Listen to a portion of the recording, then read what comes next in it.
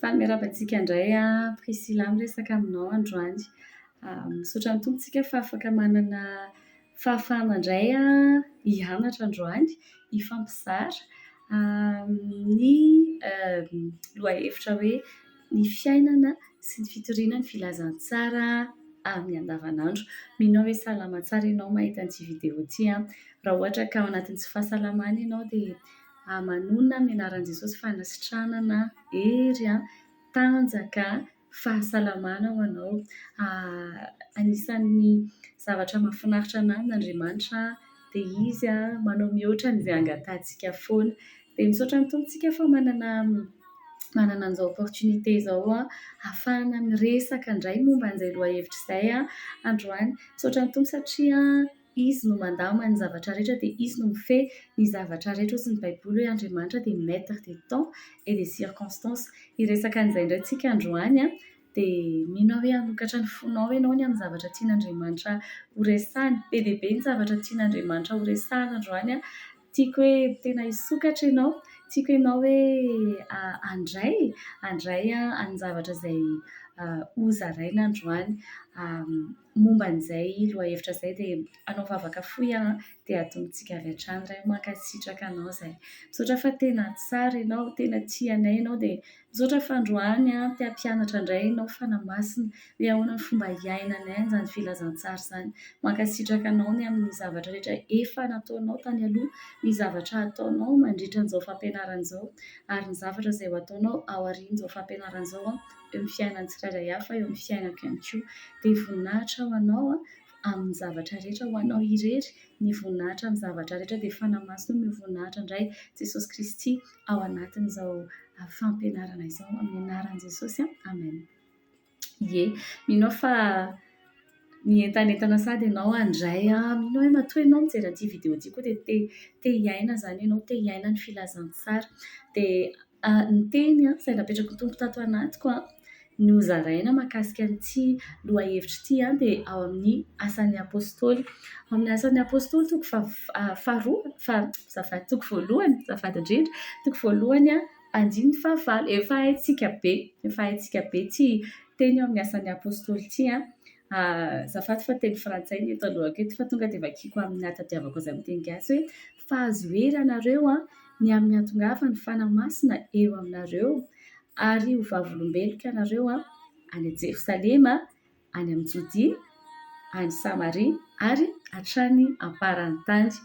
Raha ohatra ka tadiditsika ity teny ity Jesosy efa nitsangana no miteny azy dia alohan'izy hiverina eo ankavanany iray any an-danitra, andeha hipetraka eo ankavanany iray ho any an-danitra. Tamin'izay fotoana izay no nitenenany an'ity teny ity. Tamin'io ihany koa no fantatritsika hoe nandritra ny 100 andro Jesosy nilaza nampianatra tamin'ireo mpianatra momba ny fanjakan'Andriamanitra. Tsika moa tsy tena tsy nampiseho an'ny Baiboly hoe inona daholo ilay zavatra niresahan'i Jesosy mahakasika ny fanjakan'Andriamanitra fa 100 andro izy nampianatra dia niresaka momba ny fanjakan'Andriamanitra. Dia avy eo izy niteny hoe fa azo hery ianareo amin'ny hatongava ny fanamasina aminareo dia ho vavolombeloko ianareo eto Jerosalema, any amin'ny Jodia, Samaria, hatrany amparan'ny tany. Dia vaovao mahafaly aloha izany ilay ianareo eto tena isika rehetra no lazain'i Jesosy hoe ho vavolombelona isika Jerosalema, Jodia, Samaria hatrany amparan'ny tany.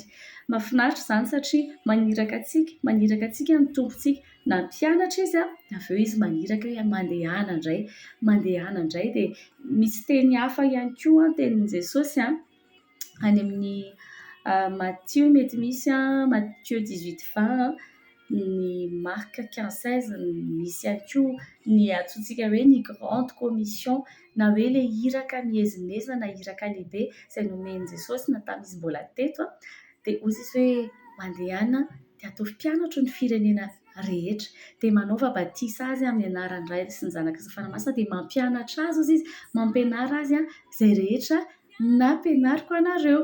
Dia anisan'ny zavatra tsara be izay satria tsika rehetra izany samy manana mission dia izay mission izay no tokony ho tanterahantsika raha mbola velonaina isika tsirairay avy. ahoana ny ahafahana miditra ao anatin'ilay mission dia miditra ao anatin'ny ankonan'Andriamanitra aloha isika. Efa niresantsika tamin'ny vidéo tany aloha hoe tsy afaka mifandray amin'Andriamanitra, tsy afaka tsy haintsika izany hoe mifandray amin'Andriamanitra izany raha mbola tsy ateraka indray tsika. Mety misy olona itenenan'Andriamanitra amin'ny fomba miavaka fa ny fifandraisana amin'Andriamanitra dia tena tokony ateraka indray ao anatin'ny ankonan'Andriamanitra isika raha te hanana fifandraisana tsara amin'Andriamanitra. Dia androany hiresaka momba ny hoe miaina ny filazantsara. Tena izay mihitsy ilay izy hoe hiainana ny filazantsara. Raha ohatra ary ka izay hiainana izay fotsiny no holazaintsika dia tonga dia vita ny natsoresarina ary ilay hoe toriana satria ny zavatra hiainana no toriana. Satria Jesosy ny teny hoe ho vavolombeloko ianareo. Izany vavolombelona izany amin'ny andavanandro raha ohatra tsika ka miresaka hoe olona makany amin'ny tribonaly ohatra dia hoe ianao vavolombelona mila vavolombelona na ohatra ary ka hoe olona hivandy na misy olona mitory ohatra dia mila vavolombelona foana anatin'ny zavatra anankiray. Ny vavolombelona, ny asan'ny vavolombelona dia natao hanamarina satria izy nandray tamin'ny sens tany anankidimy na tamin'ny ray tamin'ireo na ny roa amin'ireo na ny sens tany anankidimy mihitsiny nandray tao anatin'izay izy natsapa ohatra hoe nahita izy hitany masony ny zavatra rehetra nitranga. Nandray izy reniny sofiny hoe tena ny teny an'izao mihitsy ny olona io tamin'ity fotoana ity. Raha ohatra ndraika hoe ny oriny ohatra ilay izy dia ny oriny nandalo tao anatin'ilay trano dia nisy fofona ohatran'izao dia afaka manamarina izy hoe tena izao mihitsy. Raha miditra anatina trano anankiray ianao ka misy olona mahandro sakafo dia afaka teneninao amin'ny alalan'ilay fofona hoe any izany andrahoan'ilay olona izany, tsaramaso izany andrahoan'ilay olona izany, kotilety izany andrahoan'ilay olona izany, satria enao tamin'ny orinao tsapanao satria fantatrao hoe ohatran'izao koa ny fofona tsaramaso, ohatran'izao koa ny fofona kotilety. Raha ohatra ndraika ny lelanao no vavolombelona, ny lelanao natsapa ny hihinana ianao dia afaka manamarina ianao izy izany tsy miteny intsony ianao izao indray laoka fotriny hoe raha be sira ilay laoka dia satria ianao nanandrana an'ilay izy dia afaka miteny ianao hoe be sira ilay laoka. Raha ohatra ka ny maso fotsiny no ampiasainao, mijery fotsiny ianao dia tsy afaka miteny hoe be sira ity laoka ity. Ohatran'izay ny toucher na ny kasika zafady, ny kasika koa dia afaka manamarina hoe malamalama ny zavatra anankiray, marokoroko ny zavatra anankiray, kely ngeza ny zavatra anankiray, afaka manamarina. Dia Jesosy eto miteny hoe azo hery ianareo izy ny amin'ny ahatongavany fanahy-masina aminareo dia ho vavolombeloko ianareo. Voalohany izany ny olona izay irahan'i Jesosy ny tonga vavolombelona dia olona miara-miaina aminazy, miaraka aminazy, mihaino anazy. Ny mpianatra moa izany dia tena nahita azy fa ny anankiray dia hoe satria ny fanahy masina ho avy dia hozy izy hoe ho vavolombeloko ianareo. Ny zavatra tenenin' Jesosy eto dia ny zavatra ho ataony miaraka amin'ny fanahy masina ety ambony tany ahatonga ny olona ho vavolombelona. Efa ao anatin'izany saison izany tsika izao ny zavatra anankiroa azo raisina moa izany eto. Ny hoe vavolombelon'i Jesosy ny mpianatra, raha reto mpianatra izay niteneniny reto dia satria izy niara-niaina tamin'i Jesosy, niara-nisakafo taminy, nihaino ny fampianarany, nahita ny fahagagana izay nataony, fa ny fanahy masina hanampy azy ho tonga hijoro vavolombelona. Ny voalohany ny fanahy masina rehefa tonga eto atontsika dia lasa isika, lasa manana fahasahiantsika ny ten'Andriamanitra miteny ao amin'ny Timoty izy raha tsy diso hoe ny fanahy no menantsika hozy dia tsy fanahy henatra na fanahy osa fa fanahy mahery, esprit de force, d'amour et de sagesse, fanahy mahery, fanahy ny hery, fanahy ny fitiavana sy fanahy ny fahendrena. Izay ny fanahy omen'Andriamanitra antsika. Dia amin'ny andavanandrom-piainantsika mila iainantsika ny filazantsara. Inona avy ny vokatry ny filazantsara? Afaka hita eo amin'ny fiainanao. Vokatry ny fanahy, vokatry ny filazantsara, ny fifaliana, ny faharipo, ny faharetana, ny fitiavana be dia be. Misy anankifito moa izany ny vokatry ny fanahy. Vokatra iray izy io fa misy ingrédients anankifito. Dia reny zavatra reny afaka ataontsika koa mahatonga antsika ho lasa vavolombelon'Andriamanitra. Ny voalohany aloha izany tena mila iainantsika aloha ilay izy. Alohan'ny zavatra rehetra mila iainantsika ilay izy. ny mahavavolombelonao voalohany aloha dia tsika zany mahavavolombelontsika mila miaina, mandre, mahita, mahatsapa ny zavatra ataon'i Jesosy Kristy.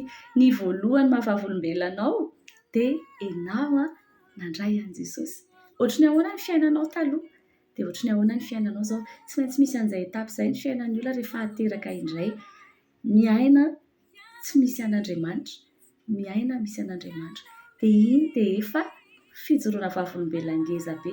Rehefa hiainanao tsara ny maha-kristianina anao dia efa vavolombelona ianao amin'ny fiainana. Izaho manokana tanatin'ny fiainako betsaka ny sehatra misy anahy dia betsaka misy sehatra koa misy anahy tonga dia ohatran'ny hoe avahan'Andriamanitra ho azy ahako na dia samy kristianina ary, satria misy kristianina ohatra anatina ministera, misy kristianina tsy tena tian'Andriamanitra, tsy nateraka indray akory fa milaza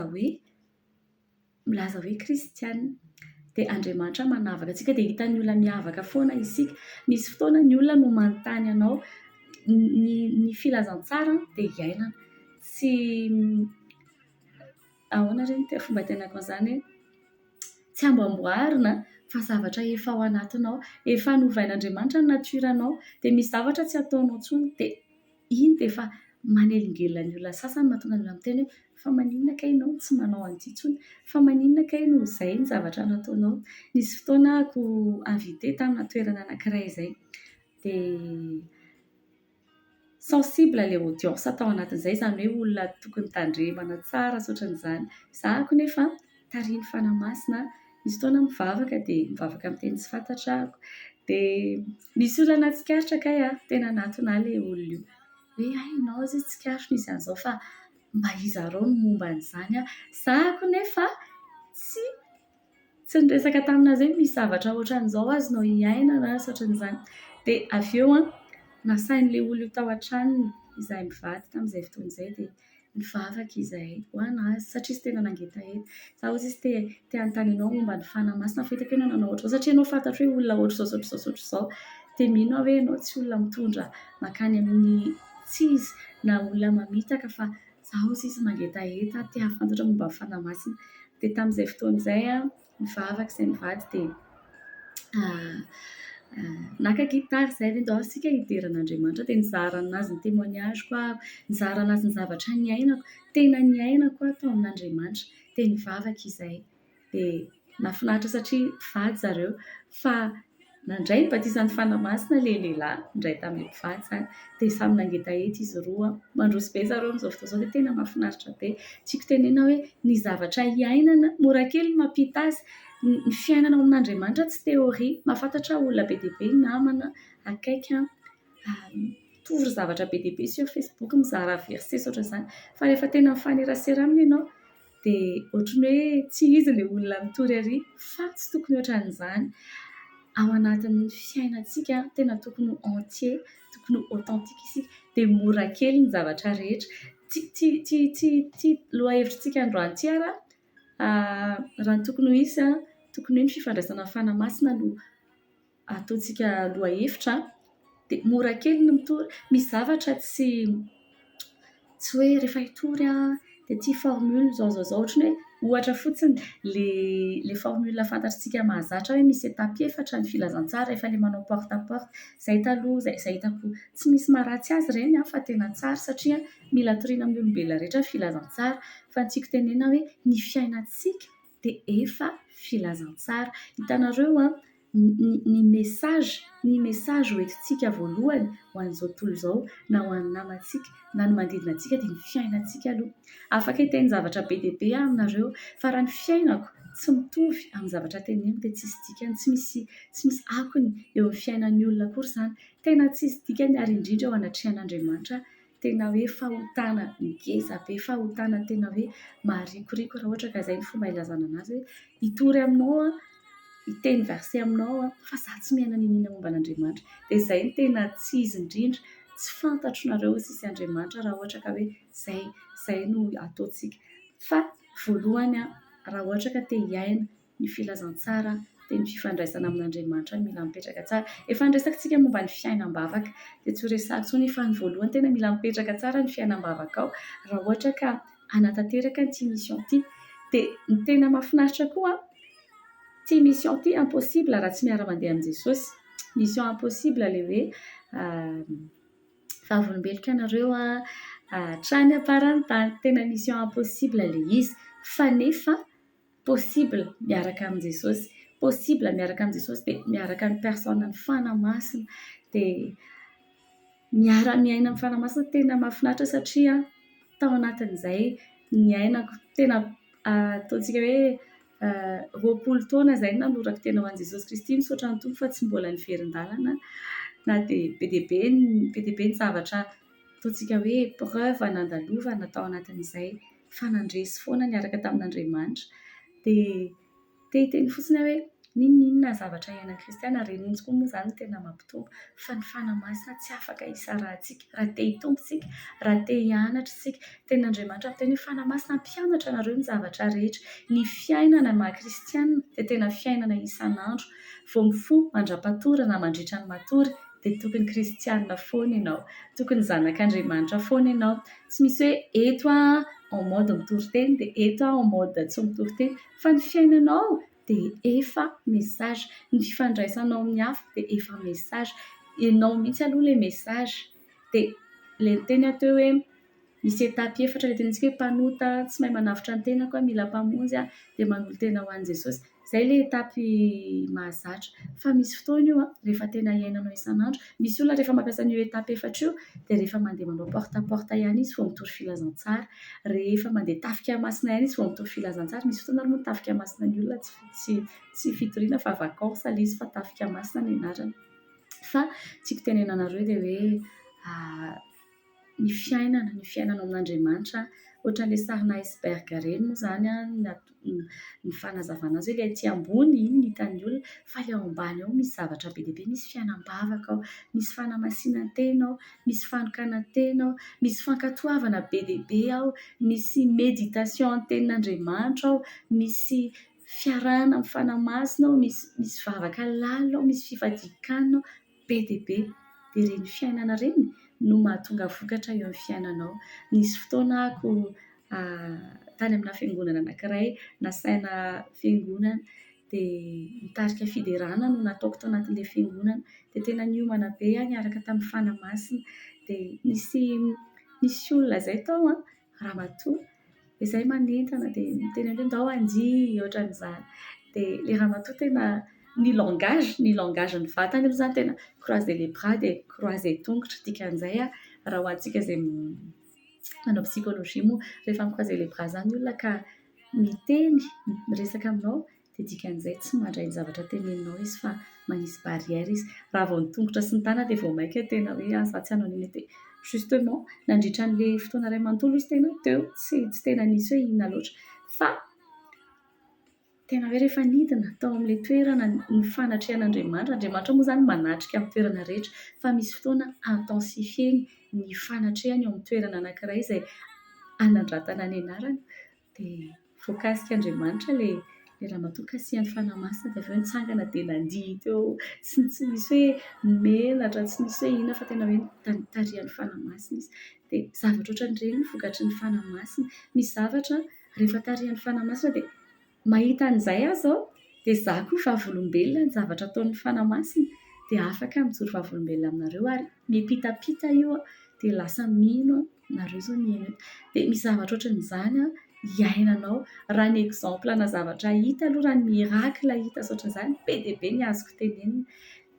Mila iainanao ilay izy dia miomana ianao anaty fiainam-bavaka dia rehefa manaiky tarihana ianao raha ny tena marina izay fotsiny ataoko hoe fotsiny satria izay mihitsy ilay izy izay tokana izay tsy ataoko hoe fotsiny fa izay tokana izay hoe tarihan'ny fanamasina dia mankatoa dia ny zavatra teneninao dia izy no mitarika anao dia ao anatin'izay mahita vokatra ianao dia témoin ianao ny amin'ny zavatra ataony ny amin'ny zavatra ataon'i Jesosy amin'ny alalan'ny fanamasina dia avy eo ianao lasa mijoro vavolombelona iny any amin'ny olona. Nisy fotoana ary ianao manao zavatra dia ny olona ihany dia efa vavolombelona eo fa samy miara vavolombelona ianao sy ny olona dia mihaino ny olona rehefa avy eo.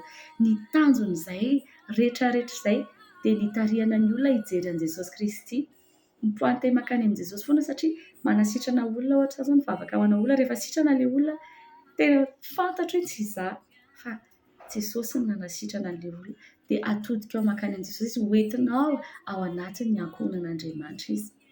Be dia be ny sehatra mila ahitana hoe kristiana ianao, averiko ihany hoe tokony entier ianao, aoka tsy ny facebookinao irery ny kristiana, tsy ny muranao fa ny anaty ampenao mifosa olona, tia tsikera, manambany olona, mandainga, fa ny muranao nefa feno verset fa mila entier ianao ao anatin'ny fonao. Aoka ianao olona tia famarinana dia rehefa avy eo koa ianao iny no mivoaka ety avelany. Aoka izany ianao fiainanao any amin'ny hafiny mitovy amin'ny fiainanao eny amin'ny hitan'ny olona ihany.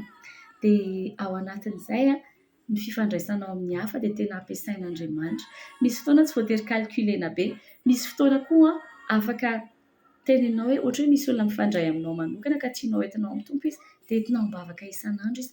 Efa miasa ho an'ilay fitoriana filazantsara ianao, efa miasa ho an'ny fanahy hofonjena ianao.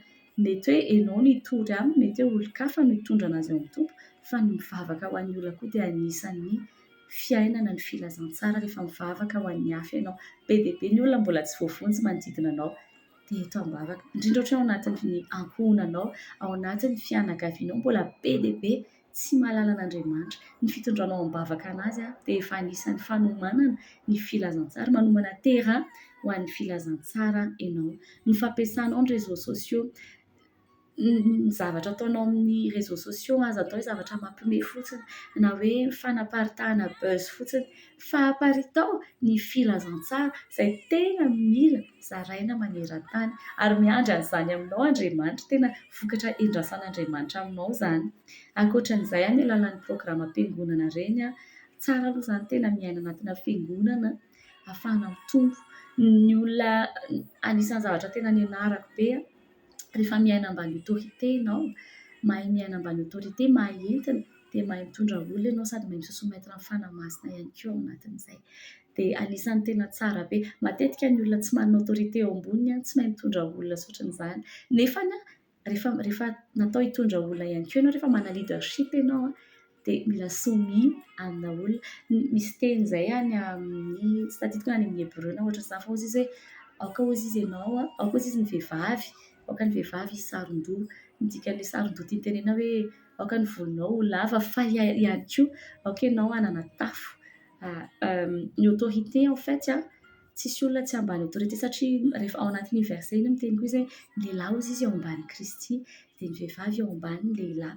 Rehefa ambanina autorité ianao dia mahay miasa ao anatin'ny hery sy fahefana izay nomen'Andriamanitra. Ny olona tsy soumis amin'Andriamanitra, ny olona tsy soumis amina autorité mandaika fa tsy tena soumis amin'Andriamanitra, fa tsy manana olona michapeauté azy dia lasa ohatran'ny hoe manao izay tiany izy dia rehefa tenenin'ny olona izy ohatra dia tsy mahazaka izy satria izy tsy manana autorité, tsy mahay mandray fanitsiana, tsy mahay mandray feedback.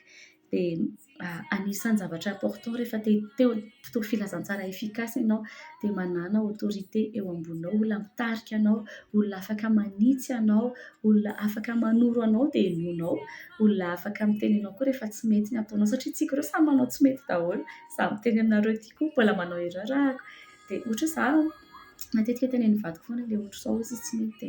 Tamin'ny voalohany ohatran'ny hoe te ahoana koa ary izany dia te hanazava be fa taty aoriana izy okey ratsy fa mandinika an'izay dia rehefa tena mandinika izay marina ho aho ilay niteneninao satria rehefa misy autorité ianao ka miezaka manaiky ny autorité eo ambonao dia hozy izy ny ten'Andriamanitra hoe noho ny amin'ny anjely dia manaiky ny autorité.